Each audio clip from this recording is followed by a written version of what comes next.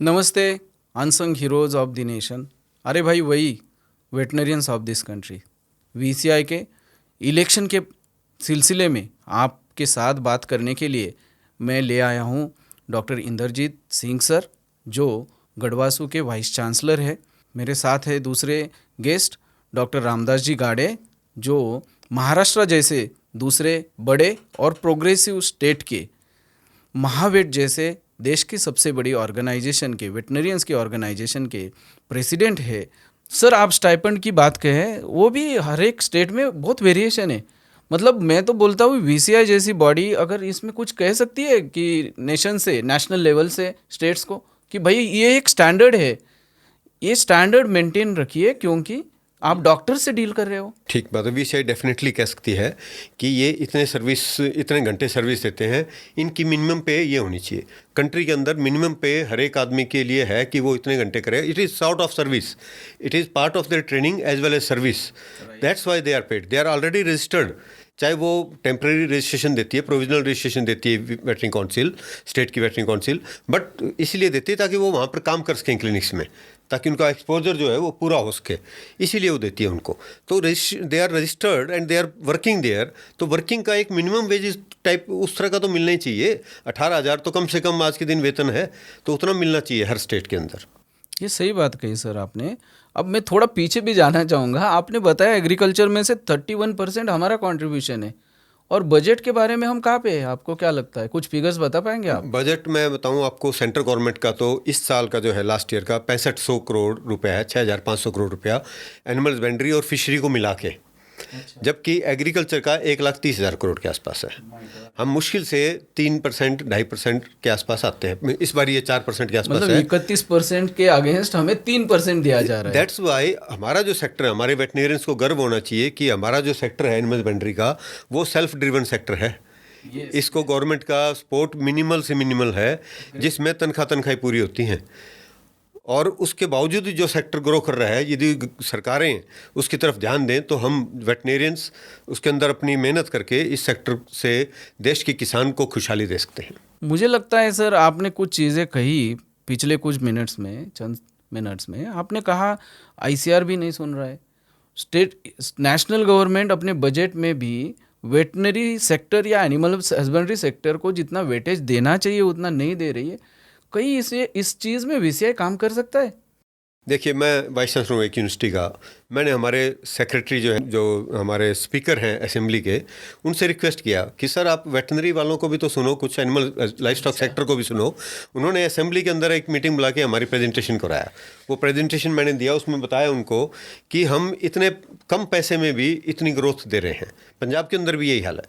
पंजाब में एक किसान जो 2 गाय रखता है, वो 5 एकड़ के बराबर कमाता है। तो एनिमल हस्बेंड्री सेक्टर का तो इतना पोटेंशियल है। 1 एकड़ में मक्का पैदा करके आप यदि गाय को खिलाएंगे तो आप 5 लाख रुपए कमा सकते हैं। 1 एकड़ में मक्का पैदा करके यदि आप बेचेंगे तो आपको 50,000 रुपये मिलेगा। सही बात है। तो 10 गुना मल्टीप्लाई हो रहा है।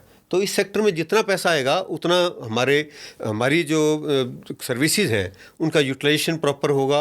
अब मैं ये देखता हूँ, मैं एनिमल हस्बेंड्री डिपार्टमेंट का डायरेक्टर भी रहा पंजाब के अंदर।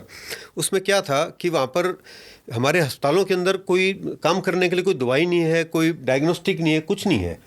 हमारा वेटनेरियन में और पैरावेट के अंदर डिफरेंस नहीं रह गया है। वो क्यों नहीं रह गया? क्योंकि हमारी जो ट्रेनिंग है उसको हम अप्लाई करने के लिए हमारे पास कोई इंस्ट्रूमेंट नहीं है। यदि हम डायग्नोसिस करेंगे तो पैरावेट और हमारे बीच में कोई डिफरेंस आएगा।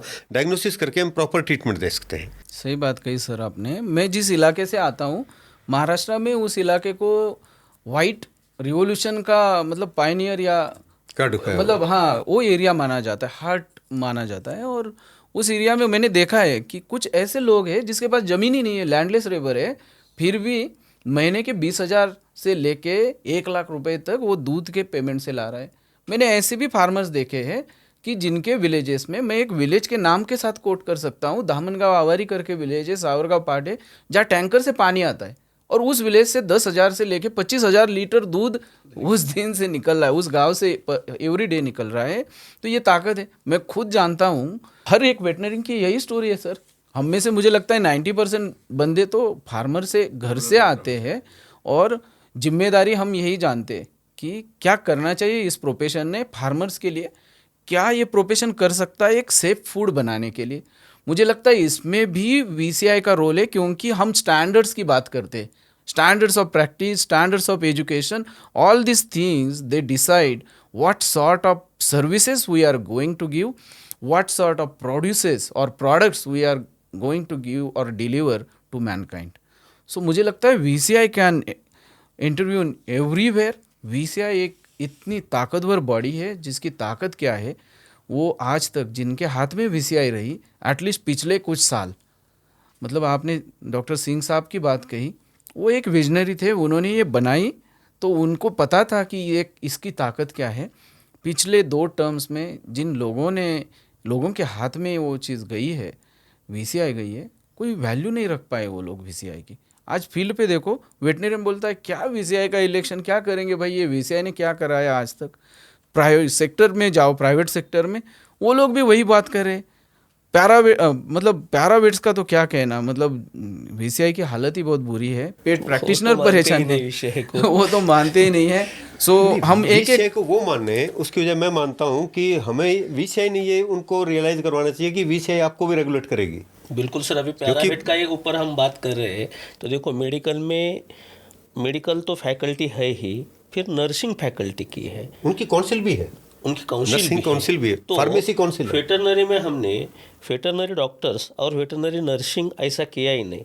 पैरावेट बोलते हम, मगर हमने उनको भी डॉक्टर ही किया है। पहले तो कई स्टेट में उनको रजिस्ट्रेशन भी करके रखा है, तो अभी VCI ने ये कुछ तो रेगुलेट करना चाहिए।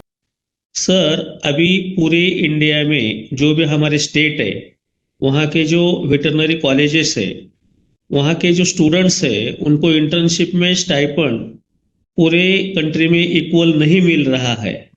तो कोई दावे किए जा रहे हैं कि स्टूडेंट्स के स्टाइपेंड बढ़ाने में हमने मदद की, हमने कैबिनेट से बातचीत की, और उनके खुद के स्टेट में भी वो नहीं कर पाए। तो स्टूडेंट्स, इंटर्नशिप स्टूडेंट्स का स्टाइपेंड और VCI का रोल उसमें क्या है? डॉक्टर साहब देखिए, ऑलरेडी आप लोग बात कर चुके हैं, डॉक्टर इंद्रजीत सिंह ने अभी आपको बताया भी था। जब इंटर्नशिप अलाउंस की बात करते हैं तो ये सारे के सारे या तो ICAR के पास से इसके इंटर्नशिप अलाउंस है या स्टेट गवर्नमेंट देता है। इसमें VCI का कोई रोल नहीं है, क्योंकि एजुकेशन के बाद जितने भी अलाउंसेज हैं, VCI के पास अपने कोई फंड नहीं है। DHT के पास से फंड्स आते हैं, और DHT के पास अभी ऐसा कोई हमारे पास हेड नहीं है जिससे वो पैसा हम इंटर्नशिप अलाउंस को ministry of fisheries animal husbandry से दिया जाए। तो हमारे पास जो फंड्स आते हैं इंटर्नशिप अलाउंस के, वो सारे या तो ICAR से आते हैं या स्टेट गवर्नमेंट से आते हैं। इसमें पहली बात ये कि अगर हम कहें कि हम VCI से ये करा देंगे तो बिल्कुल ये लोगों को बहकाने की बात है, झूठ बोल रहे हैं। और उन्हें ये समझना चाहिए कि VCI का क्या अधिकार क्षेत्र है, VCI का जो कार्य क्षेत्र है वो क्या है। इसमें जो एसोसिएशंस प्रेशर कर सकती हैं, वो स्टेट एसोसिएशंस हो या नेशनल एसोसिएशंस हो, जो वेटनरी एसोसिएशंस होंगी वो खाली प्रेशराइज करके, लॉबी करके, गवर्नमेंट को रिक्वायरमेंट बता के, नीड बता के, डाटा के साथ दे सकती हैं। तो VCI का डायरेक्टली ये कहना कि कोई हमने इसके अंदर अलाउंस बढ़वा दिया या बढ़वा देंगे, ये डॉक्टर साहब बिल्कुल किसी भी सिस्टम को झूठ बोलकर बहकाने की बात होती है। इट इज एब्सोल्युटली फॉल्स, और इसमें कोई दम नहीं है। बिल्कुल सर, महाराष्ट्र में हमने हमारे मिनिस्टर साहब से, महावेट से बातचीत करके हमारे जो मापसू के स्टूडेंट्स हैं उनका स्टाइपेंड हमने मेडिकल स्टूडेंट जैसा कर दिया है।